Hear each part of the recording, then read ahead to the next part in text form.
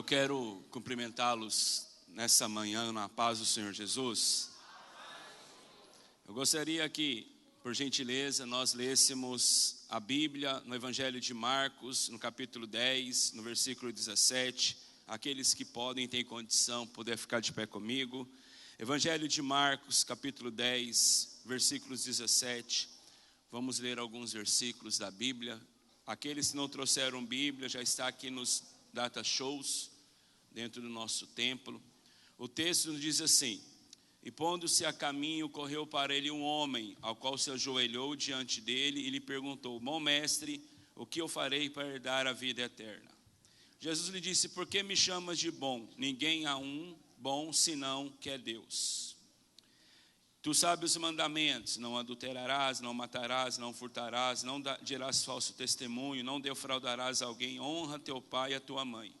Ele, porém, respondendo, lhe disse: mestre, tudo isso eu tenho guardado desde a minha mocidade. Olhando Jesus para ele fixamente, o amou. Ele disse: falta-te uma coisa, vai, vende tudo quanto tu tens e dá aos pobres, e terão tesouro no céu, e vem e segue-me.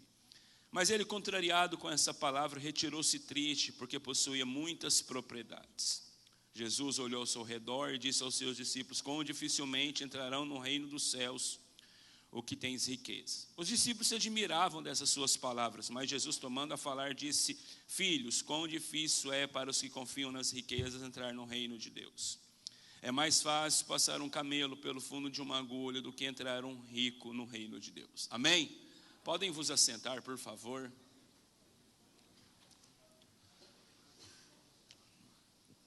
Quero agradecer a Deus por estar com vocês mais essa manhã no Val de Jaboque, mais esse início de manhã, fim de madrugada desse dia, onde nós estamos juntos aqui adorando, exaltando o nome do Senhor Jesus. É um privilégio, como eu disse ontem, estar aqui na AD Matriz, na cidade de Palmas. Uma honra encontrar pessoas tão especiais, aonde nós, desde ontem, nós estamos aí nos conhecendo, nos aproximando, nos tornando mais e mais próximos e mais amigos. Agradeço aqui ao pastor presidente do campo, pastor Amarildo, muito obrigado. Pastor Edmundo, presidente aqui da AD Matriz, a todos aqueles a qual eu tive a oportunidade de sentar, conversar, desde o pastor Elidiano, que tem me tratado como um príncipe, né? Desde os momentos que eu pus os pés aqui na cidade de Palmas, no aeroporto, pastor Amarildo Albino com a sua hospedagem ali, que eu estou muito grato a Deus, pastor Elisvan, meu amigo, muito bom vê-los. Amados, eu queria compartilhar algo muito interessante com vocês nessa manhã, sobre a história desse jovem rico, né? O jovem rico, ele passa por uma situação muito semelhante à história de Jacó, né? Ele encontra o momento da vida dele, o Val de Jaboque. Ele passa a compreender algumas coisas que antes ele não compreendia. E nós vemos isso no decorrer do texto. Nós vemos aqui um encontro emblemático entre Jesus e um jovem rico, assim dizem outros. E também um jovem ou uma pessoa que tinha muitas propriedades. Ele era um excelente empreendedor, era uma pessoa que havia, durante a sua vida, conquistado várias coisas, né? E com méritos, né? Ele diz aqui para Jesus que nada daquilo que foi conquistado por ele foi de uma forma fraudulenta. Nada do que ele conquistou foi de uma forma ilícita. Ele recita isso aqui quando ele diz a Jesus que ele defendia e ele tinha observado e cumprido todos os seus mandamentos que havia sido ensinado desde a sua infância pelos seus pais. E a Bíblia vai dizer que ele chega com uma pergunta um tanto curiosa. Apesar de tudo aquilo que ele observava da lei, apesar de tudo aquilo que ele havia conquistado durante toda a sua vida, como um bom cristão, como um bom judeu, né, como um bom praticante da lei daquela época, ele está com uma dúvida em seu coração. Ele chega para Jesus e faz uma prerrogativa, assim: o que é necessário eu fazer para herdar a vida eterna? É um tanto incomum uma pergunta dessa, oriunda de um rapaz que tinha dentro da sua história de vida uma genealogia de pessoas que viviam dentro da vida cristã daquela época. Era um jovem que desde o berço havia sido ensinado a como ser um bom homem, a como ser um bom filho, a como ser um bom cidadão, a como ser um bom cristão, a como ser um bom judeu. Ele havia sido ensinado e foi ensinado de uma forma excelente para os seus pais, porque ele afirma aqui que tudo aquilo que era necessário ele fazer, ele obedecia. Mas ele tinha uma dúvida em seu coração. Essa dúvida pairava, que ele queria saber sobre a eternidade. O que é necessário eu fazer para herdar a vida eterna? É uma pergunta que assola ou permeia os nossos corações diariamente. Nós, todos os dias, nós perguntamos se nós estamos dentro de um padrão, se nós estamos obedecendo a Deus, se nós estamos realmente, de fato, cumprindo a palavra, se de fato, às vezes, nós estamos indo ali a caminho da terra que nos aguarda, né, que é a Nova Jerusalém. Todos os dias isso aparece em nossos corações sobre essa questão, né, o que temos feito para que nós obtenhamos tamanho favor da parte de Deus para com as nossas vidas. Não era diferente da vida desse jovem. Então a Bíblia fala que ele faz uma abordagem a Jesus, chamando ele de bom mestre. Não era muito comum as pessoas abordarem Cristo, chamando ele de bom mestre. De fato, só abordaria Jesus com esse termo, aquele que de fato soubesse o que estava falando e com quem estava falando. Então você percebe que esse jovem era de uma família tradicional daquela época. Era um jovem que tinha um linguajar diferente, tinha uma língua técnica, uma língua teóloga. Então você percebe que ele era um jovem apurado. E Jesus responde ele da mesma forma, com aquilo que ele queria entender. Jesus lança as dúvidas, lança a resposta em meio às dúvidas dele.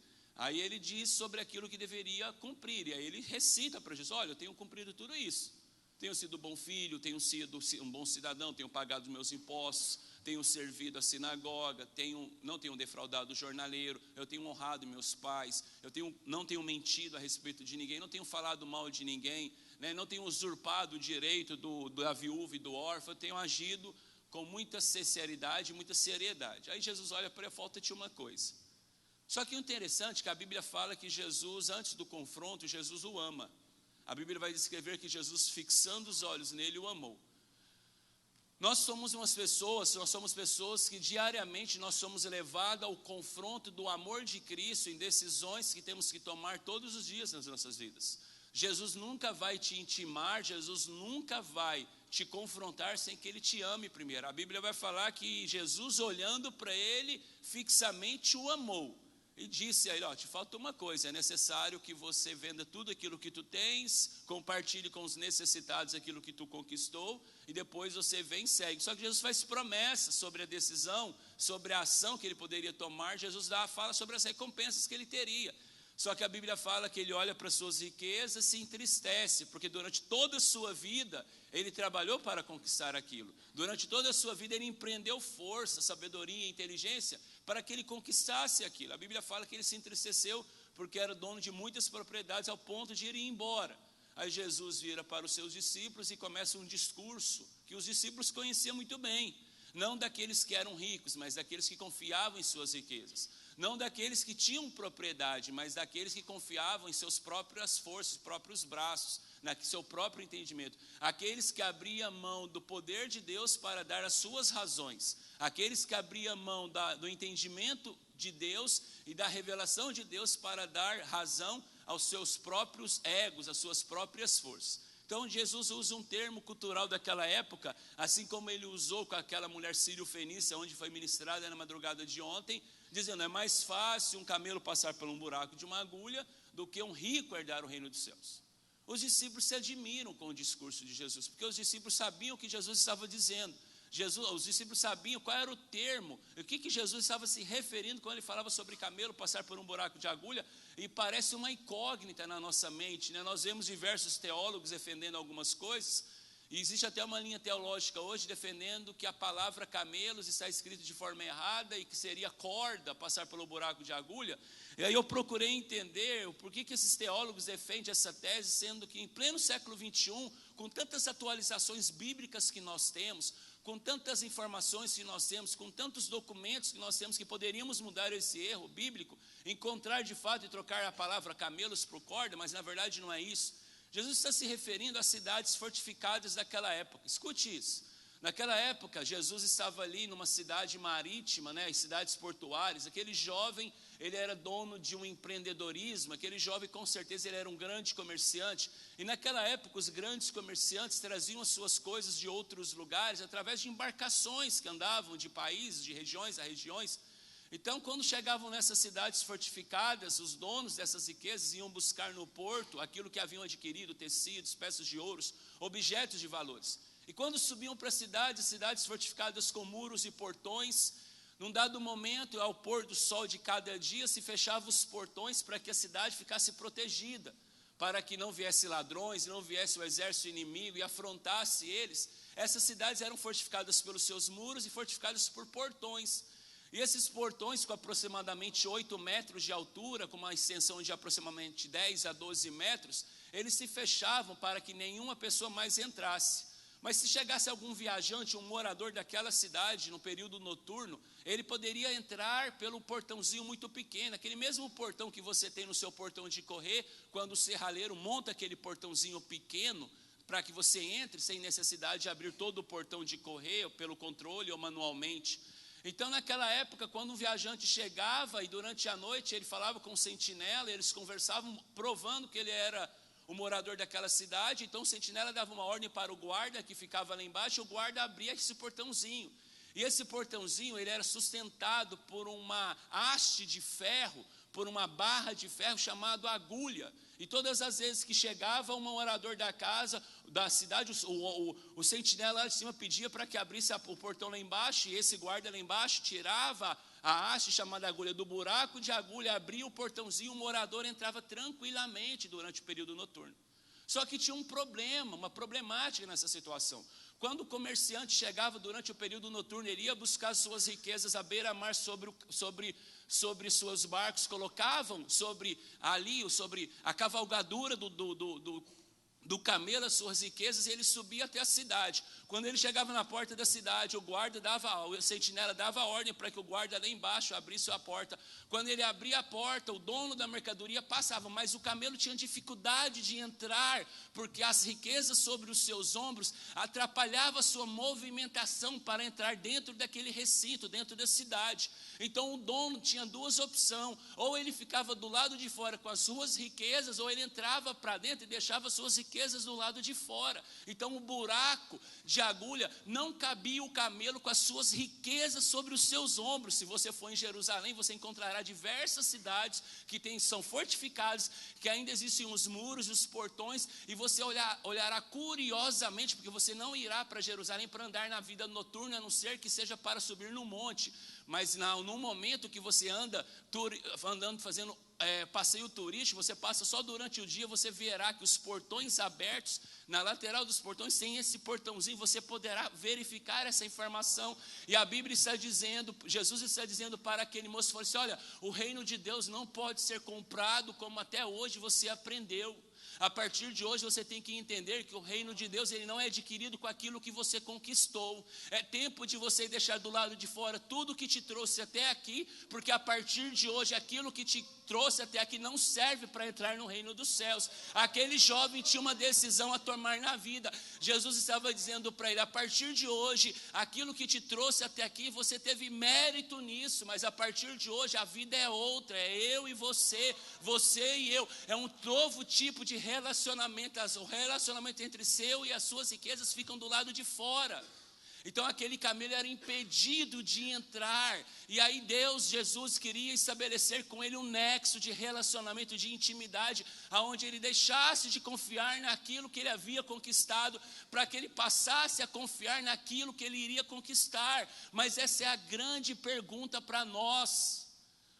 Nós confiamos demais naquilo que conquistamos e não olhamos para frente naquilo que podemos conquistar. Nós já estamos satisfeitos com aquilo que temos e deixamos de adquirir coisas extraordinárias, coisas espirituais e sobrenaturais diante de Deus. Jesus estava dizendo para ele que é um novo tempo na sua vida, é um momento de viver uma nova maturidade, é um momento de um novo relacionamento, de uma nova intimidade. Mas aquele jovem rico abriu mão de tudo isso.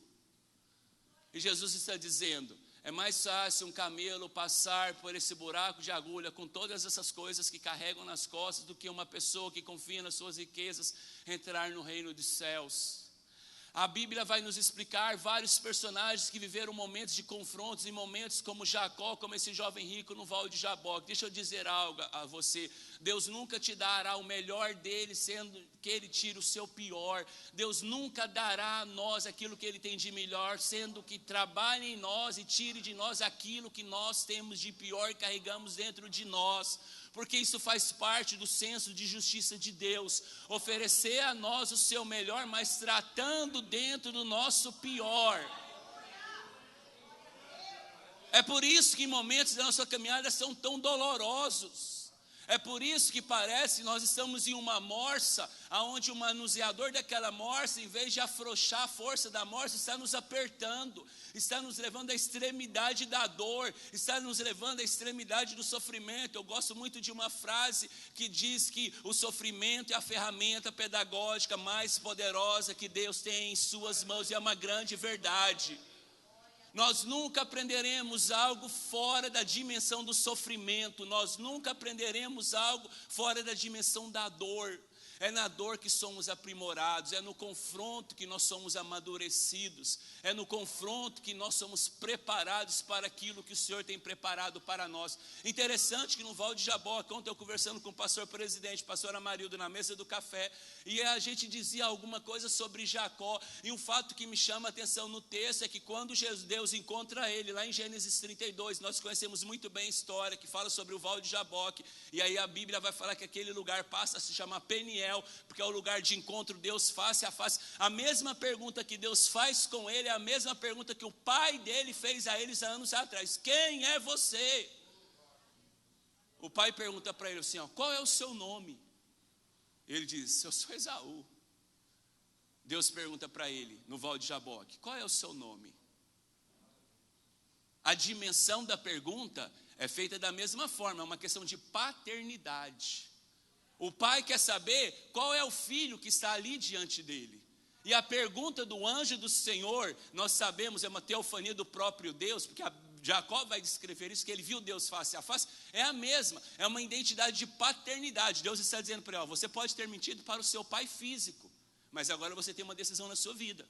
Se você mentir para o seu pai espiritual, você correrá sérios riscos. Era a pergunta, nas meias palavras do texto, Deus está remetendo para ele a informação. Falou, você usurpou, você enganou, você mentiu, você trapaceou durante toda a sua vida. Será que não é um momento de você deixar tudo isso de lado? Será que é aquilo que você adquiriu? Porque a Bíblia vai falar que Jacó se tornou um homem rico. A Bíblia vai descrever que Deus acrescentou coisas a ele.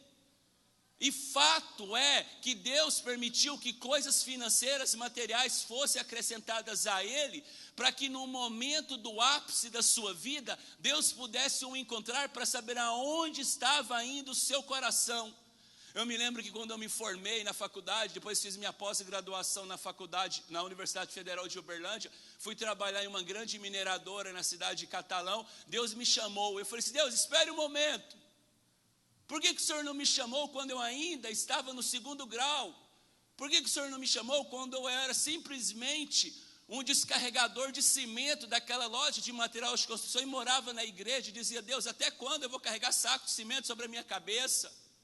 Por que o Senhor não me chamou quando eu era um vendedor de material de construção? Amava, mas eu estava disposto a deixar tudo para te seguir. Porque quando eu era um gerente comercial, o Senhor não me chamou, o Senhor esperou eu chegar no ápice da minha vida profissional e acadêmica para que o Senhor me chamasse. Ele disse para mim, você não tinha nada para renunciar para me servir. O que você ia abrir mão naquela época do início da sua conversão para me te servir? Você não tinha nada. Você era simplesmente um carregador de cimento na cabeça. Você era simplesmente um vendedor de material, você não tinha nada. Agora que eu vejo que você adquiriu conhecimento, que você adquiriu o diploma, que você adquiriu favor diante dos homens, eu quero ver onde está o seu coração. Eu confesso que foram 3 dias de lágrimas trancado no meu quarto, dizendo, Deus, não a minha, mas a tua vontade, mas vai doer demais. Quando eu olhar para trás e ver que eu deixei tudo aquilo para trás, faculdade, minha pós, que eu abri mão de tudo, do meu grande emprego que eu tinha na Vale, vai doer, mas me ajude a entender o tamanho da obediência que eu estou prestando a você. Me ajude a compreender que aquilo que eu estou deixando não vai me causar dor a mais daquilo que eu dissesse não para a tua chamada. E Deus foi construindo, Deus foi dando entendimento sobre aquilo que Ele havia me dado, sobre a decisão que eu havia tomado. Ele foi me mostrando que tudo aquilo que eu havia adquirido era muito insignificante mediante aquilo que Ele iria acrescentar. E a pedagogia de Deus é um pouco diferente da nossa. Às vezes Deus fala assim, ó, pegue na minha mão e me segue. Ele não te explica o que ele vai fazer no caminho. Ele simplesmente quer que você confie e acredite que aquilo que ele vai te oferecer, enquanto você caminha com ele, é muito maior daquilo que te trouxe até ele naquele momento. É a pergunta que ele faz para o jovem rico. Ele está falando assim, olha, eu não estou condenando o que você conquistou. Que fique muito claro isso nesse texto. Jesus não condena o jovem, e nem as suas riquezas. Jesus está falando da sua confiança, porque riquezas materiais é para aqueles que de fato são obedientes a Deus e aqueles a qual Deus quer acrescentar. Dentro da nossa igreja nós temos que ter pessoas milionárias, trilionárias. Dentro da nossa igreja, do nosso ambiente, nós temos que ter pessoas que têm fortunas. Isso é uma honra e um privilégio para eles e para a igreja. Nós temos que ter essas pessoas. O que Jesus está falando são aqueles que dependem, confiam, adoram, idolatram isso. É isso que o texto está nos remetindo. Vocês lembram da história do jovem rico, de Lucas 15? A Bíblia vai falar ali sobre 3 parábolas. A primeira parábola dela é da ovelha, da dracma, e posteriormente a do filho pródigo. O texto é grandioso, porque naquele momento Jesus está sentado com os pecadores, os publicanos daquela época. Os doutores, observando aquela lei, diziam, se esse homem soubesse com quem ele está conversando, sentado aí. E aí Jesus entende e ouve o que aqueles homens estão dizendo, e fala assim, olha, eu vou contar para vocês 3 parábolas. Fala a primeira parábola sobre aquela ovelha que, distraída com as coisas da vida, começa a perceber as coisas bonitas fora do aprisco e se deixa levar por elas, as 99, e voltam para casa com o pastor vai atrás da 100ª, apanha. E a Bíblia vai dizer sobre Salmo 23, que a tua vara e o teu cajado me consolam. Eu nunca vi vara, cajado consolar ninguém. É interessante esse texto, como vara e cajado me consolam, só que consola na obediência. Qual era o processo? O processo era o seguinte, o pastor voltava para pegar a 100ª ovelha. E aí quando ele buscava a 100ª ovelha, ele tinha que mostrar algo à 100ª ovelha que as 99 tinham entendido. E geralmente o diálogo não era fundamental. O que ele fazia? Pegava a vara e batia nas pernas da ovelha, até que a ovelha não conseguisse mais ficar de pé. Quando a ovelha caísse com as suas pernas feridas, porque a Bíblia fala, ele mesmo que abre as feridas, ele mesmo que as cura. Então ele pegava a ovelha perdida e colocava, a ovelha perdida que havia sido ferida com ele, colocava sobre os seus ombros e voltava para o aprisco. Lá no aprisco, junto com as 99 ovelhas, ele colocava elas no lugar da separação das 99. Você entende o processo de disciplina da Assembleia de Deus Santo que é necessário e útil? As 99 observavam do lado de lá, aonde a 100ª estava, e criavam temor em seus corações por aquilo que a 100ª fez, que elas não poderiam fazer. Então agora o pastor, quando pegava as 99 para levar a águas de descanso e a pastos verdes, como diz o Salmo 23, pegava a 100ª ovelha, colocava sobre os seus ombros e ia com ela, porque ela não tinha força para andar. Ela estava naquele momento sendo exortada e corrigida pelo seu pastor. Colocava a 100ª ovelha sobre os seus ombros e junto das 99, com um sino que carregava sobre o seu peito, você pode ir a Jerusalém, a Israel, você encontrará diversos pastores, cuidadores de ovelhas que passeiam de um lugar para o outro, cantando, e algumas deles carregam sinos sobre os seus peitos, só que o som de sinos de uns para os outros são diferentes. Então a ovelha ouve aquele barulho do sininho, segue o seu pastor. Então cruzam-se vários pastores com várias ovelhas, e elas não se misturam, porque cada um segue a voz e o barulho do sino do seu próprio pastor. Então esse pastor com a 100ª ovelha carregada sobre o seu ombro, sabe o que ele faz? Ele vai cantando e falando para essa 100ª ovelha sobre coisas do céu, coisas de Deus. Então agora as 99 estão seguindo o pastor, e a 100ª está sobre os seus ombros, ouvindo a voz dele, porque a ovelha, ela tem um grave problema. Qual é o maior problema da ovelha? A sua visão. A ovelha não tem visão, ela não consegue enxergar as coisas nitidamente. Qual é o senso mais apurado, né, da ovelha? A audição, é a audição. Por isso que a Bíblia fala, não é pelo que você vê, é pelo que você, as ovelhas ouvem a minha voz e me... Entende? Aí a 100ª, nesse tempo de 90 dias, aproximadamente de 70 a 90 dias, ela recebe cuidados especiais do seu pastor. Então ele vai passando o bálsamo durante o prazo, o vinho e o óleo, o azeite, durante o processo de cura, e ele vai cantando para a 100ª. Quando vence o prazo da cura, ele coloca a 100ª junto com as 99, e o que acontece? Nunca mais ela sai da presença do seu pastor, porque agora ela foi tratada, foi disciplinada, foi exortada, mas em amor, em cuidado, em longanimidade, porque o seu pastor conversava com ela dizendo, olha, você errou, mas eu estou contigo. Você caminhou errado, mas eu tirei seus espinhos, os abrolhos. Eu estou te cuidando, eu estou te curando, eu estou te restaurando. Coloquei você pertinho do meu ombro para que você nunca esqueça, nunca confunda a minha voz com a voz dele. Que você nunca confunda a minha voz com a voz do usurpador, daquele que é mentiroso. Vocês lembram da pergunta que Deus faz a Adão? Essa pergunta é uma pergunta fenomenal. A Bíblia vai descrever sobre o relacionamento entre Deus e Adão. A Bíblia fala que quando Adão e Eva pecam, porque Adão teve culpa na responsabilidade do pecado da sua esposa. Não achem vocês que quando um marido peca, só ele arca com as consequências do pecado, porque existe uma aliança entre homem e mulher. Quando um homem peca, ele sentencia a sua esposa e seus filhos à condição do pecado. Mas quando uma mulher peca, é da mesma forma, porque existe agora uma aliança, são só uma só carne. Por isso que Deus vai falar que eu visito a iniquidade dos pais aos filhos até a quarta geração. Ele está falando que todo pecado cometido entre um homem e não confessado e não abandonado, ele vai perpetuar até que haja confissão e abandono do pecado. Então a Bíblia vai falar que durante o ato pecaminoso de Adão e Eva pecam, se escondem, cobrem os seus corpos. Deus desce e pergunta: Adão, onde está você? Por que você escondeu da minha face? Nós éramos tão íntimos. Eu ouvi a sua voz e tive medo. Imagina o coração de Deus ouvindo aquilo, um homem ao qual se relacionava com ele. Eu vi que eu estava nu. A pergunta é de Deus: quem disse a você que você estava? Deus está perguntando: qual é a outra voz que você está ouvindo no Éden além da minha?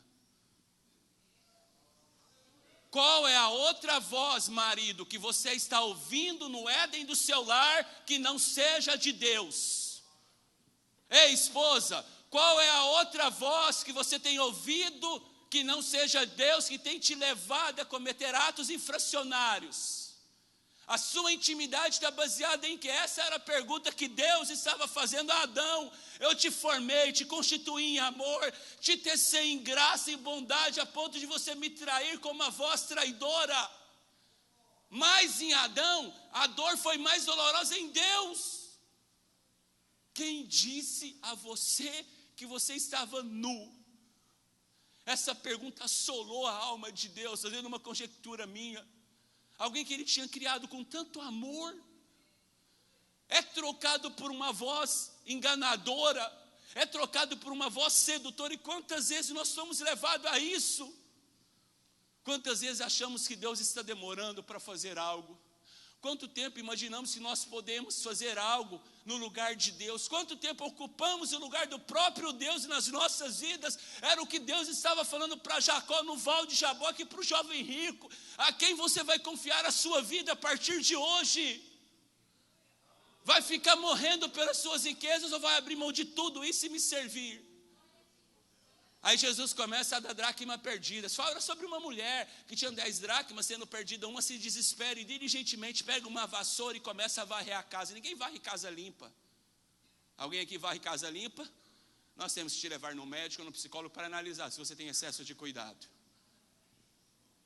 A Bíblia fala que aquela mulher passa a tirar a sujeira da vida para o lado de fora. Escute isso. Naquela época, pastor, presidente, quando um rapaz se apaixonava por uma moça, era muito difícil, não tinha um WhatsApp, não tinha carta. Como que era a comunicação deles para o relacionamento? Era difícil. O que acontecia? Ele ia na casa do pai. Olha, eu gostei da sua filha tem princípios, ela é cristã, ela é judaica, ela é judia, e eu gosto muito dela, assim, assim, assim. O pai fala assim: tudo bem, você é um bom rapaz, de boa reputação, de boa índole, faz parte de uma família tradicional, eu aceito você como meu genro. E aí o rapaz junto dele levava 10 dracmas, que é o dote. As 10 dracmas, ele confiava essas 10 dracmas à moça. E durante o tempo de noivado, de namoro, de noivado, aquela moça olhava as 10 dracmas e se sentia valorizada, honrada, amada, porque eram 10 dracmas de ouro. Eram as 10 dracmas, eram as peças mais caras daquela época.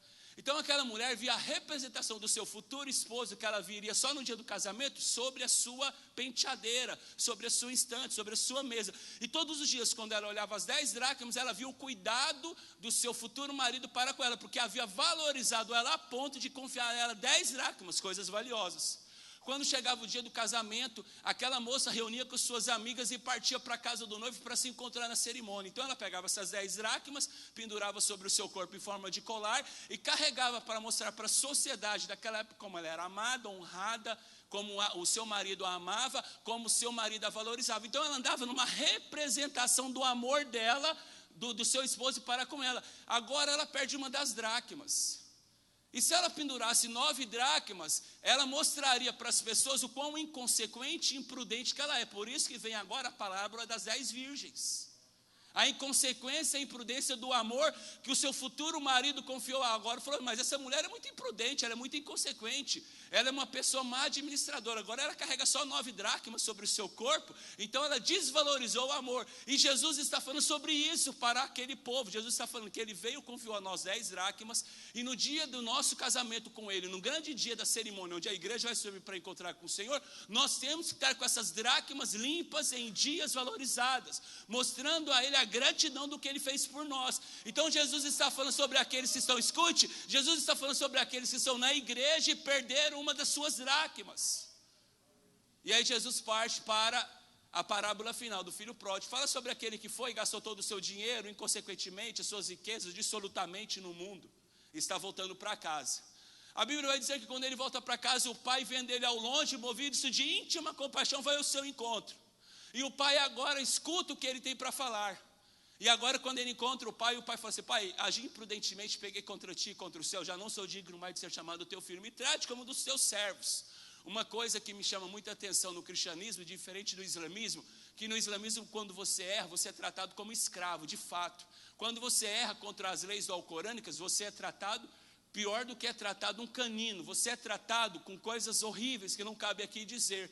Mas dentro do cristianismo, a perspectiva de relacionamento é diferente. Apesar de você errar, você nunca deixa de ser filho. Um pai, ele nunca deixa de ser pai de um filho, independente do que ele faça. Se o seu filho errar com você 100 vezes, ele vai arcar com as consequências do seu ato, mas ele nunca vai deixar de ser o seu filho. Ele sempre vai ser seu filho. Você nunca trocará essa identidade. Aí quando o pai ouve o filho falando isso, ele não trata o filho como um dos servos, ele trata o filho como um filho, porque ele era filho. E o mais interessante que me chama a atenção no texto, aqueles que mexem na área da pecuária, que cuidam de cordeiros, sabem que para engordar um cordeiro, para o cordeiro estar pronto a abate, se demora geralmente aí 1 ano e 2 meses, dependente da raça que é aquele cordeiro, né? A linha que ele é o cordeiro. A Bíblia vai falar que quando o pai chega, recebe o filho, ele chega para o funcionário e fala assim, pode preparar o cordeiro já está pronto. Ele queria que imolasse o cordeiro e já servisse o cordeiro. Olha que interessante, aqui dá para nós analisarmos no meio dessa parábola, que quando o filho está indo embora,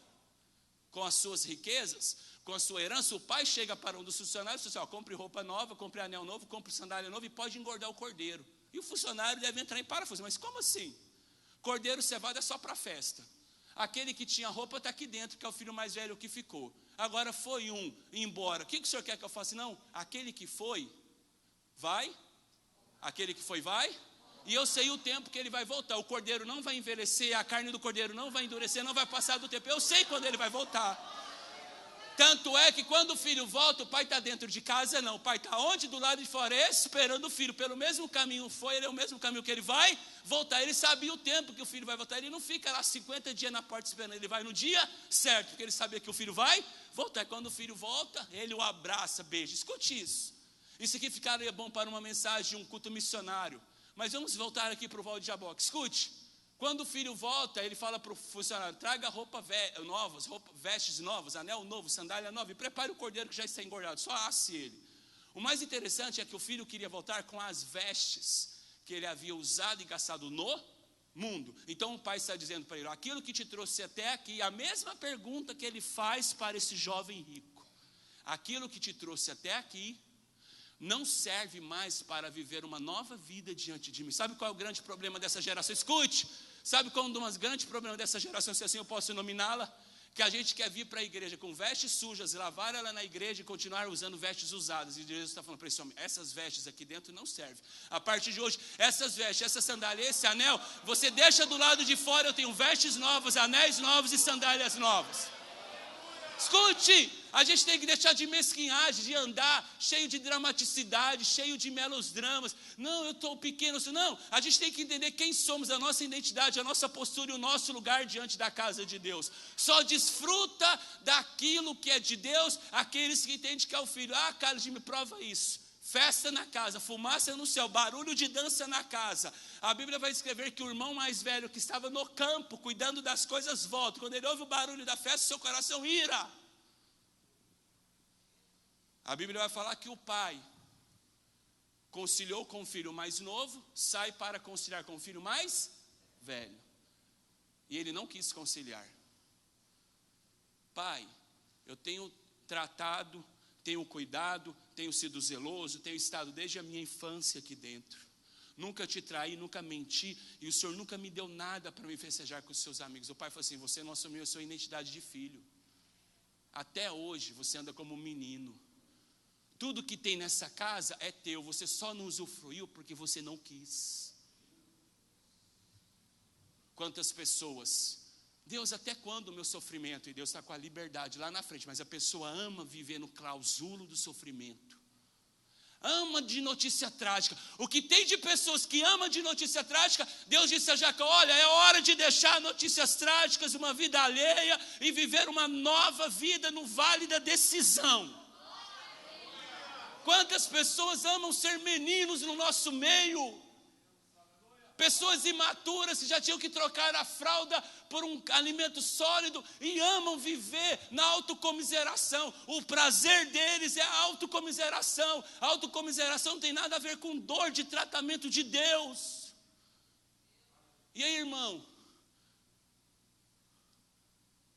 E aí, querido, como que estão as coisas? Aquela pessoa começa a contar notícias trágicas, a mesma retórica, a mesma fala e a mesma verbalização. Ele nunca sai daquele patamar de derrota, tem prazer naquilo.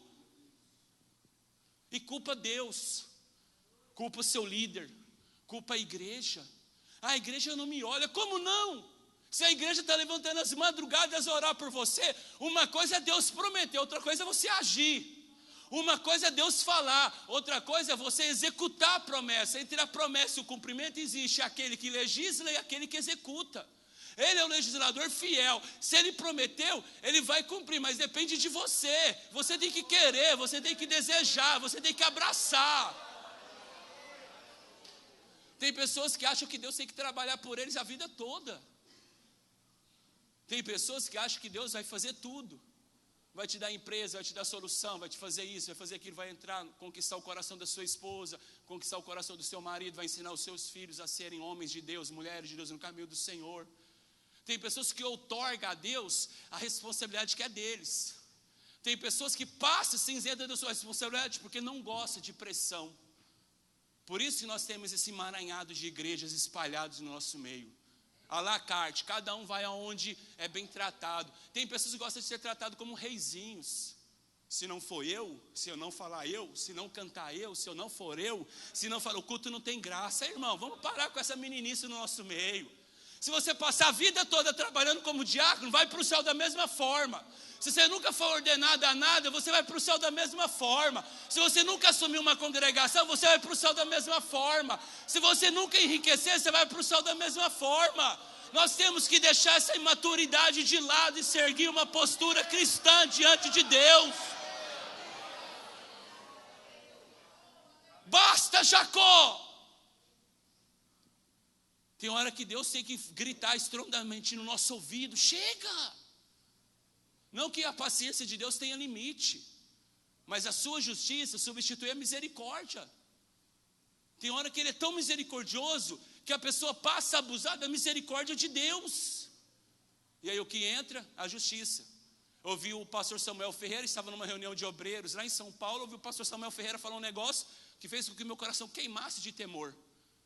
Um obreiro sendo trabalhado, pastor, sendo tratado e sendo cobrado sobre um assunto que percorria a cidade. E ele foi lá conversar com o obreiro. E o obreiro não assumiu. Ele falou, ele usou uma questão jurídica para falar. Que a misericórdia entrou dentro da sala e falou para o rapaz: confessa que é melhor. Confessa que existirá o perdão. Confessa que existirá a remissão do seu ato. E o rapaz: não aceito, eu não fiz nada. Então tá bom, eu estou saindo e está entrando a justiça. Aí a justiça entrou, não perguntou, só condenou. Só sentenciou, só fez com que ele arcasse com a responsabilidade dos seus atos. A misericórdia estava lá dentro. Fala, assume a postura. Quantos homens, mulheres e pessoas nós temos visto abandonar os seus édens? Deixa eu dizer algo a você. Foi necessário Jacó mandar tudo na frente para tentar comprar o favor de Esaú, seu irmão, que estava vindo irado contra ti. Foi necessário ele usar a mesma artimanha que ele usou dentro da casa para seduzir seu pai, para seduzir o seu irmão. Ele quis usar a mesma artimanha, comprando favores, mandando riqueza, para que o seu irmão visse e se compadecesse dele. Mas foi necessário Deus tocar dentro de Jacó e tirar o pior dele, para que inserisse o melhor de Deus, a ponto de trocar até o seu próprio nome. Foi necessário ele fazer com que Jacó se manquejasse, para que ele entendesse a partir daquele momento que não era mais ele, porque agora ele manca, ele dependeria inteiramente de Deus. Agora ele teria um novo andar, tanto é que Esaú se espanca quando vê ele. A Bíblia vai falar que antes dele chegar ao seu irmão, ele ajoelha 7 vezes, e nas 7 vezes Esaú olha para ele e fala assim: mas esse homem não é o mesmo que saiu lá da minha casa. Esse homem foi transformado, esse homem foi mudado. Sabe por quê? A gente tem que parar com esse negócio. A gente tem que entender que é melhor entrar no céu mancando do que ir para o inferno todo saudável, com o corpo físico, olhando, vendo, enxergando as coisas. Eu prefiro entrar manquejando no céu do que perder a vida eterna por qualquer coisa saudavelmente. Nós temos que compreender essas coisas, compreender o que é o processo de maturidade de Deus para mim e para a sua vida. O que Deus requer de nós. Nós só podemos oferecer às pessoas aquilo que existe dentro de nós. Você já parou para pensar isso? Que você só pode dar às pessoas aquilo que tem dentro de você? Escute isso, no meu 3º período de faculdade de administração, e aqui é um caminho para o final. Existia dentro da minha sala um jovem chamado Adalberto. Adalberto era um jovem que se dizia ser ceticista, não acreditava em Deus, não aceitava a ideia do cristianismo. Então muitas das vezes, quando eu chegava na sala de aula, eu tinha deixado o meu material, a minha Bíblia estava com páginas rasgadas, o meu caderno estava todo ele pintado ou escrito coisas horrorosas. Sobre a lousa do quadro estava: nós não aceitamos esse tipo de manifestação aqui na sala. Quantas vezes eu já ouvia dele: você já não percebeu que você não é bem-vindo? Você não quer mudar de curso? Você não quer mudar de ir para outra faculdade? Era uma faculdade pública, Universidade Federal de Uberlândia. Foram 3 semestres suportando isso, até que um dia, quando eu chego na onde eu morava, lá tinha uma encomenda que eu havia recebido dos Correios, e o remetente era o senhor Adalberto. Eu disse: coisas boas não tem aí. Peguei a caixa, tirei da embalagem. Quando eu abri, era uma caixa mais ou menos do tamanho de uma caixa de sapato, com uma terra vermelha, com um cheiro horrível, uma flor preta, uma flores pretas e um cartão que ele havia escrito: meu desejo é que eu vá no dia do seu velório, porque eu não suporto olhar a sua cara todos os dias na sala de aula. Eu peguei um saco de lixo, guardei aquilo no saco de lixo e levei para um lixo bem longe da minha casa. Aí voltei e falei assim: Espírito Santo, me ensine a amá-lo como o Senhor o ama. Tire o pior, porque por mim eu agiria com a minha própria força, mas não faça eu tomar decisões ou ações minhas. Fui numa papelaria, comprei uma caixa de presente bem bonita, voltei para casa, tinha juntado dinheiro durante 3 meses para comprar um perfume Quasar do Boticário. Aquela época era sensacional, o melhor perfume que tinha. Tive que gastar com infeliz. Perfumei toda a caixa. Uma Bíblia que eu tinha comprado de um viajante que tinha ido lá na igreja pregar, uma Bíblia muito bonita. Coloquei a Bíblia dentro da caixa. Eu escrevi uma carta para ele: cada um só pode oferecer ao próximo aquilo que carrega dentro de si. Fechei a caixa e mandei para ele. 2ª, 4ª e 5ª sem ir na aula. Quinta-feira, ele entra pela porta dos professores com os olhos vermelhos. Eu estava sentado na carteira, eu grudei dos 2 lados da mesa, falei assim: daqui eu não passo, não vou levantar para enfrentar ninguém.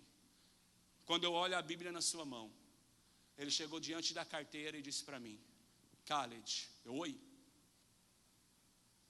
eu quero te pedir perdão, porque na verdade eu nunca te odiei, eu tinha inveja da forma como você adorava e como você servia a Deus. Eu sou um cristão assembleiano desviado desde os meus 13 anos de idade. Será que Deus ainda me ama e dá uma nova oportunidade de viver? Escute o que nasceu na cidade de Uberlândia. A partir daquele momento foi criado um projeto chamado 20 Minutos. Porque naquele dia que ele se converteu, ele se reconciliou, alguns alunos da sala também vieram. Nós começamos a sala com 37 alunos, 18 deles com as suas vidas entregues a Jesus. Terminou o curso formado cristãos. E aí começou um projeto na escola chamado 20 Minutos. O que são 20 minutos? É aquele 20 minutos do intervalo. E aquele projeto começou com o Adalberto e comigo, com mais 2 irmãos que tocavam violão. E o projeto foi ganhando força, foi ganhando força. Hoje o projeto 20 minutos comemoram 12 anos. Eu estive lá no aniversário de 12 anos na igreja, na Universidade Federal de Uberlândia. Ou seja, o projeto cresceu tanto. E aí Deus vai usar uma tragédia na sua vida e um momento de contrariedade para que faça com um grande projeto surja na sua vida. E você tem que entender isso. Você tem que compreender que são nesses piores momentos que Deus quer criar, quer te amadurecer, quer te preparar para algo extraordinário. E é necessário o quê? Sabe o quê? O Val de Jaboque. Escute isso. Jacó teve que deixar tudo ir na frente. Jacó teve que mandar servos, esposas, filhos, riquezas. Agora era só ele e Deus. Longe dos holofotes, longe dos olhos humanos, longe daquilo que as pessoas iam pensar ou iam imaginar. E Deus fez uma pergunta para ele: quem é você? Escute isso. Ontem à noite, quando eu cheguei, depois de ter tido um momento de comunhão na casa do pastor Erisvan,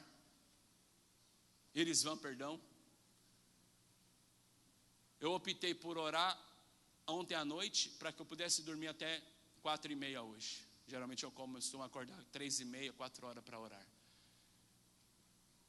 Dobrei o meu joelho e o Espírito Santo disse para mim: Khalid, quem tem sido você ao longo do tempo? Você tem viajado, conhecido lugares, te proporcionei hoje passeios, como disse o pastor Edmundo. Te tirei do islamismo e te trouxe para o cristianismo. Te chamei de filho e te amei. Até onde você está disposto a chegar por mim? Eu disse: Senhor, tu sabes. A mesma pergunta de Pedro. Que pergunta, né? Pedro, antes que o galo cante 3 vezes, tu vai me negar. O familiar de Malco, diante do aquecimento do fogo, onde Pedro estava aquecendo o fogo. Você é um deles. Não. Quem estava ali era um amigo próximo de Malco, que reconheceu Pedro. Pedro: não, eu não sou um deles, só pareço. O galo canta, Jesus é crucificado e sepultado. Imagina o coração de Pedro. Vamos parar para imaginar um pouco Pedro? Imagine Pedro naquela situação entre morte e ressurreição, como ele se comportou. Quem é você, Pedro? Simão Barjonas ou Pedro, onde eu edificarei a minha igreja? Essas perguntas assoavam no ouvido de Pedro. Bem certo é que as mulheres voltam dizendo: ele não está lá mais, ele ressuscitou. Até um jardineiro nos disse que ele ressuscitou. A Bíblia vai descrever, presidente, que João e Pedro saem para ir para o túmulo de Jesus. João tinha um preparo físico melhor, Pedro era mais gordinho, a ponto de falar que João chega primeiro. Quando João chega, ele chega na porta do túmulo, os lençóis que enrolavam o corpo estão jogados na porta, na lateral onde ele estava sendo sepultado. João para e é suficiente para ele. Pedro chega depois, ofegante por causa da corrida, e entra lá dentro. Ele olha: pastor Eridiano, o senhor sabe muito melhor do que eu, os lençóis que enrolavam o seu corpo estavam jogados no chão, mas o lenço que enrolava a sua cabeça estava posto à parte. Dentro da cultura judaica daquela época, quando um grande rei ou um grande senhor se assentava na mesa para comer com seus súditos ou com seus servos, sempre tem um lenço do lado esquerdo da sua mão. Se você for a qualquer casa de árabe, inclusive quando você for em Uberlândia, me avise. Se eu estiver em Goiânia, eu vou até Uberlândia para te receber na casa dos meus pais com muito prazer. Sempre temos um pano de prato ao redor do prato esquerdo, ao lado do prato esquerdo. Quando ele terminasse de comer e saísse do palácio ou da sua casa, do seu senhorio, os servos entravam, pastor, apressadamente na cozinha, na mesa. E quando eles entravam sobre a mesa, a primeira coisa que eles procuravam não eram os talheres sujos ou as bandejas vazias, era o lenço. Se o lenço estivesse enrolado e jogado no chão, ele estava dizendo aos seus súditos e aos seus servos: eu vim, sentei com vocês, comi, mas essa comida não estava boa, não gostei da refeição, não volto mais. Mas se o lenço estivesse dobrado à parte, separado das demais coisas, ele estava dando a seguinte informação para os seus servos e seus súditos: eu vim, sentei com vocês, me alimentei com vocês, tomei santa ceia com vocês, comi, eu fui, mas eu vou voltar. Ele está dizendo para Pedro: Pedro, sentei com você, você me negando. Pedro, sentei com você quando você quis cortar a orelha de Malco. Sentei com você quando você era afobado, desesperado. Pedro, eu me assentei com você quando você era sanguinário. Mas eu gostei de você, Pedro. Eu fui, Pedro. Mas descanse seu coração. Eu conheço ele. Eu fui, Pedro, mas eu vou? A resposta de Pedro, com tantas perguntas que parava sua alma, é respondida naquele momento com um simples gesto de Jesus. Tanto é que a mesma pergunta que Jesus faz para ele antes da morte é a mesma pergunta que ele faz depois de ressuscitado. E Pedro fala assim: tu sabes. Quantas vezes nós estamos agindo como Pedro? Como jovem rico, como Jacó. Sabe o que me encanta no cristianismo? É que no islamismo, eu estava falando ontem para os pastores, é tudo por mérito próprio. Você tem que fazer de tudo para que no último dia, lá no dia do juízo final, Deus olhe para você e veja se você tenha feito coisas boas ou não, veja se você tenha respeitado o Ramadã, se você orou todos os dias. Por isso que crianças apanham para aprender a ler o Alcorão.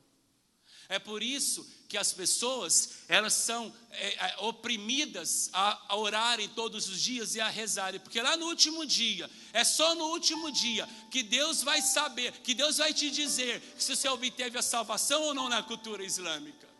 O cristianismo é diferente. Eu estava em Ponta Porã, fui visitar a loja de um árabe, aquele tanto de coisa pendurada na porta, mala na porta, roupa pendurada, aqueles manequins. Você anda num passeio de um árabe, ele nem te dá chance de você andar no passeio de tantas coisas que ele quer que você compre dele. E aqui eu encerro. Entrei, um senhor chamado Seu Fued, 71 anos, com masbarra na mão. Masbarra é como o terço. Eles ficam com aquele instrumento na mão, pastora Maria, rodando ele, cantarolando o Alcorão, porque o Alcorão é cantarolado, e ele vai falando, recitando os versos do Alcorão, por isso que eles decoram. Entrei, marhaba, ele olhou assim para mim assustado, marhaba, kifa quente, deixa eu isso aqui, o Khalid Nisaif, Shu Khalid Milebnen, Shu Tamilhon mi Ponta Porã. Eu disse: oi, tudo bem? Ele assustou, entrei falando em árabe.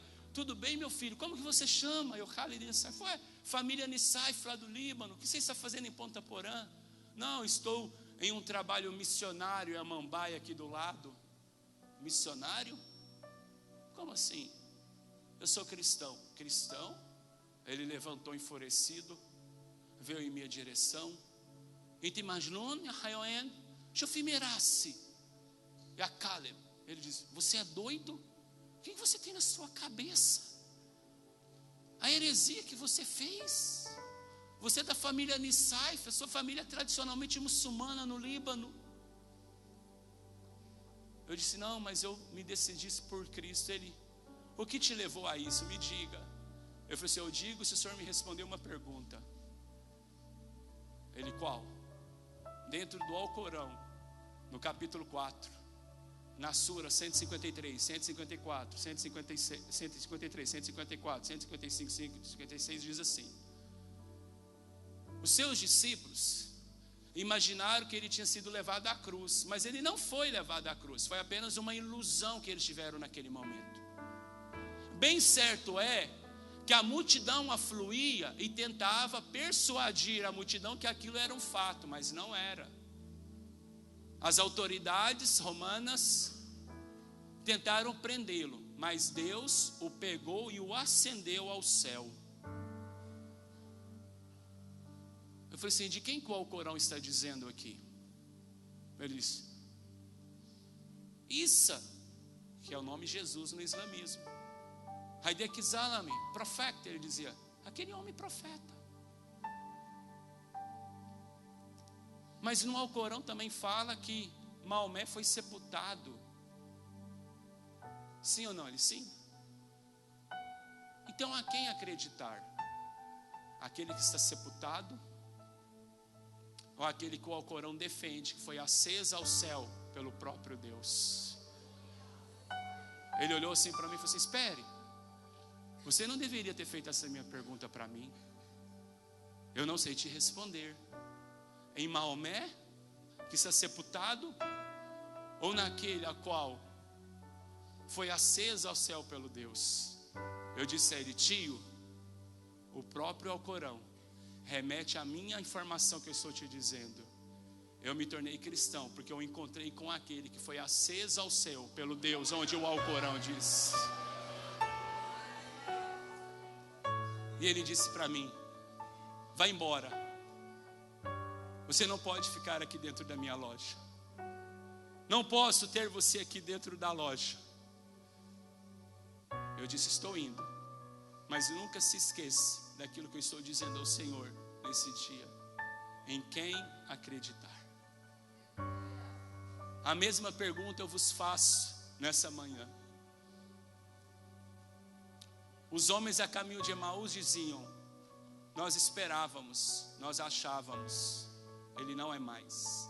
E o próprio Cristo ao redor deles dizendo: era necessário que ele morresse, era necessário. Os profetas não diziam isso, que era necessário que ele padecesse e passasse por todo esse processo. Às vezes Deus está falando com a gente, às vezes Deus está movendo coisas para confirmar algo com a gente está tão surdo e tão cego diante daquilo que o Senhor está fazendo. Mas hoje você tem uma manhã de decisão. O que eu devo fazer para herdar a vida eterna? Vamos ficar de pé?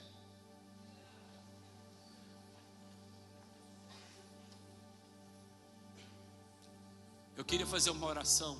Em 2 minutos eu encerro.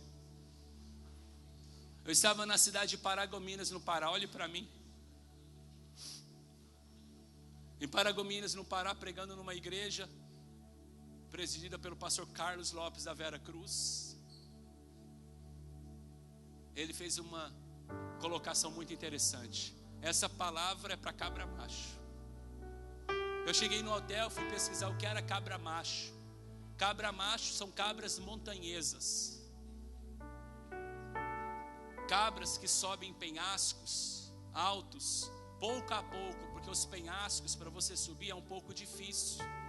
Então ela sobe um degrau, fica ali no degrau alguns minutos, dias, vai subindo no outro degrau, fica ali alguns dias até retomar força e vai subindo, até que ela chegue no ápice do seu objetivo. Foi difícil ele chegar lá, porque foi passo a passo. Mas a vista que ele tem lá de cima é diferente da vista daqueles que não quiseram subir lá em cima. Houve o desafio, teve que se machucar, teve que se ferir nas rochas, mas ele conquistou. Essa manhã é uma manhã de decisão no Val de Jaboque da sua vida. Ou você deixa tudo para trás e segue um novo padrão de vida, ou você abandona tudo, você encontra a sua dracma perdida, entra para dentro da casa. Ontem me perguntaram na rede social: eu tenho um problema, eu não consigo me estabelecer na casa de Deus. Eu gosto muito de uma frase de um grande escritor que diz: nós somos filhos voltando à casa do Pai todos os dias. Você tem a decisão hoje de fazer uma mudança na sua vida. A promessa ele foi feita, a palavra foi liberada, depende de você. Eu preciso viver um novo viver na minha vida. Eu preciso estabelecer princípios de acordo com a palavra e parar de agir como um menino ou como menina. É tempo de você abandonar aqui no altar de Deus e receber dele daqui o que ele tem preparado para você. E o Espírito Santo tem um convite para fazer a você. Cadê você que precisa deixar aquilo para trás e ter um novo padrão de vida? O Espírito Santo te convida, vem aqui que eu quero hoje inundar o seu coração de amor. Você pode sair do seu lugar e vir aqui à frente para mim orar por você. Você pode deixar essas coisas suas velhas que você tem vivido. É um novo tempo no Val de Jaboque, é um tempo de você deixar essas confianças nessas coisas que não mais te importam. Feche seus olhos, eu tenho uma palavra.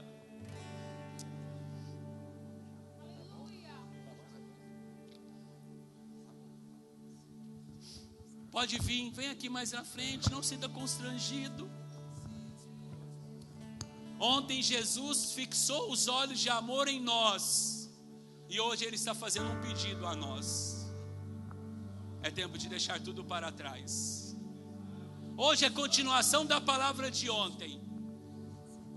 Deixa eu dizer algo a vocês, que hoje de manhã quando eu acordei, estava indo preparando para o banho, o Senhor falava comigo.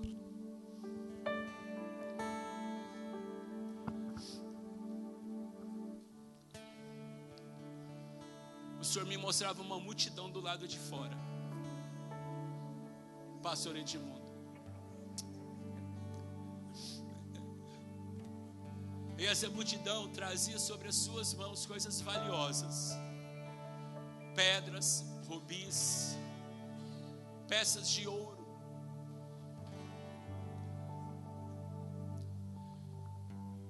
E o Senhor me dizia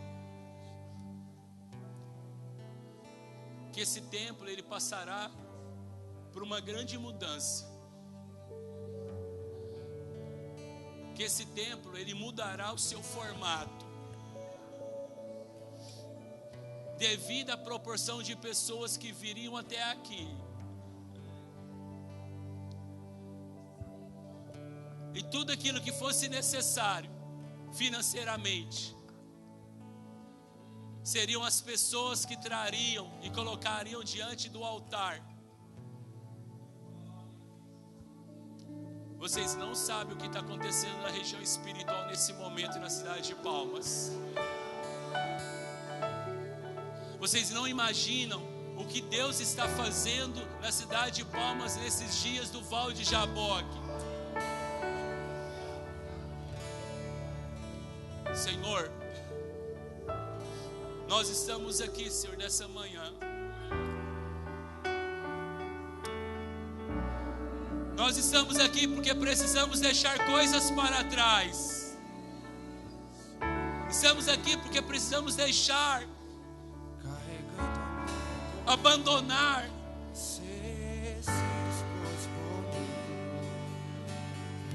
Homens e mulheres que estão aqui, que estão sendo enganjados na tua obra, precisam deixar coisas para trás.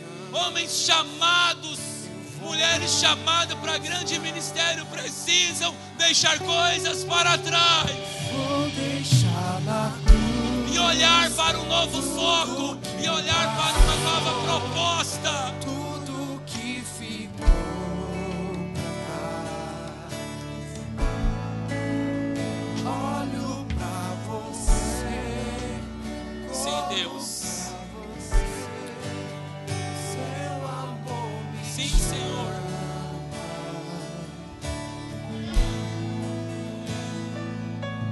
Tua morte ali na cruz, carregando a minha dor. Namastoneia nayamanada namana. Rimasto deneia shminaya namado manaya bala. Me deu uma nova chance. Rimasto denama kaunaya doneia chinanama. Vou deixar na cruz tudo que passou, tudo que ficou pra trás. Olho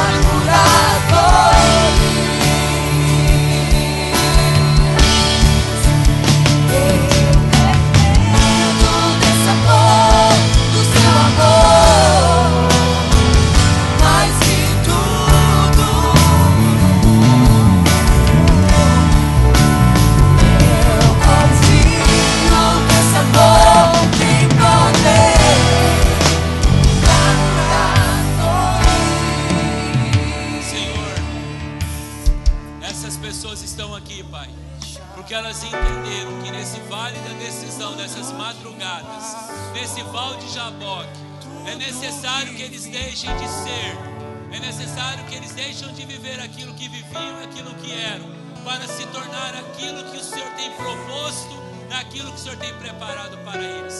Dê força, ânimo, disposição, dê discernimento sobre tudo, e que o teu nome seja glorificado na vida deles, em nome de Jesus, amém? Ei, deixa eu dizer algo a vocês. Eu liguei para minha mãe ontem. Ela, oi filho. Eu falei, mãe, eu realizei um sonho meu. Ela, qual sonho? Eu tinha o sonho de ir na igreja de Palmas e na sede e poder ministrar a palavra de Deus.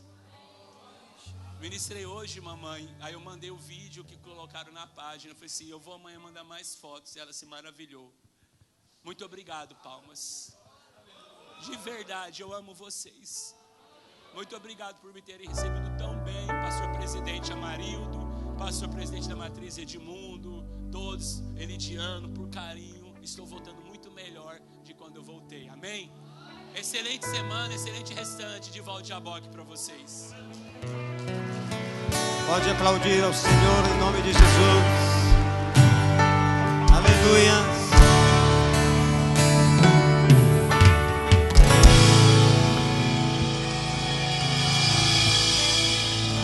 Amém. A palavra, quando você chegou aqui, era falta de uma coisa. Agora você já recebeu esta coisa do Senhor. Esta bênção, esta dádiva está sobre as suas mãos. Então carregue ela com você. Guarde ela no seu coração. Multiplique ela. Nós estaremos amanhã. Nós estaremos amanhã mais uma vez aqui no Val de Jaboque. O pastor Eronilson estará ministrando a palavra de Deus. Volte amanhã e traga um convidado. Convide alguém hoje. Diga, olha, eu estou indo no Val de Jaboque. É uma manhã de rendição, manhã de entrega. Manhã em que nós estaremos ali adorando o nome do Senhor. Eu quero agradecer aos nossos pastores que estão conosco. Deus abençoe. Aos nossos irmãos que vieram, amigos. Pastor Khaled Nassif. Deus abençoe por tudo em nosso nome. Obrigado pela sua contribuição ao campo Nação Madureira na cidade de Palmas. Eu faço isso em nome da nossa diretoria do campo. Deus lhe abençoe e abençoe o seu retorno em nome do Senhor Jesus. Amém? Nós teremos ao final a nossa oração com os intercessores. Tenham todos um bom dia na paz do Senhor Jesus. E amanhã estejam todos aqui novamente para juntos adorarmos o nome do Senhor. A nossa mocidade preparou um café para você ali. Você já pode sair daí com o seu cafezinho, tomando ele com os nossos jovens ali na porta da frente. Eu já devolvo ao meu pastor presidente, pastor Marildo Martins da Silva. Paz do Senhor, meus irmãos. Podemos ficar de pé? Eu ainda tenho uma palavra ainda de Deus para os irmãos. Primeiro quero agradecer ao Senhor, muito obrigado por tudo. Diz assim a Bíblia: como pois os ouvimos, cada um na nossa própria língua, em que somos nascidos, partos e medas, elamitas e os que habitam na Mesopotâmia, e Judeia e Capadócia, Ponto e Ásia, e Frígia e Panfilha, Egito e partes da Líbia, junto a Cirene, forasteiros romanos, tanto judeus como prosélitos, cretenses e árabes. Todos os temos ouvido em nossas próprias línguas falar das grandezas de Deus. 15 nações aqui estavam presentes no dia do Pentecostes. 15. Isso tem algum significado muito mais profundo do que todos imaginam. Mas eu vou me ater apenas que a última dessas nações em que o Espírito Santo pousaria era sobre os árabes. E nós temos visto isto aqui hoje. Espírito Santo.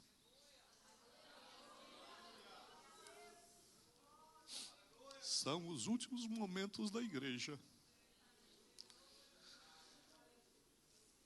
E eu estou falando isso porque às vezes vocês podem até me achar assim um pouco obcecado pela obra missionária, mas é porque nós temos poucos dias. O último sinal que havia era que o Espírito Santo pousaria sobre os árabes. Isso tem muito mais coisa para você entender. Isso tem coisa com Ismael, que Deus ouviu a voz do menino, muitas coisas. E eu não vou parar. Se você quiser ir junto comigo, vamos juntos. Quando você sair, vai ter bem ali nessa caminhonete frango que nós vamos vender. Eu preciso pagar a folha de pagamento dos missionários a semana que vem. Se você levar um frango ali, que custa 40, 50 reais lá na feira,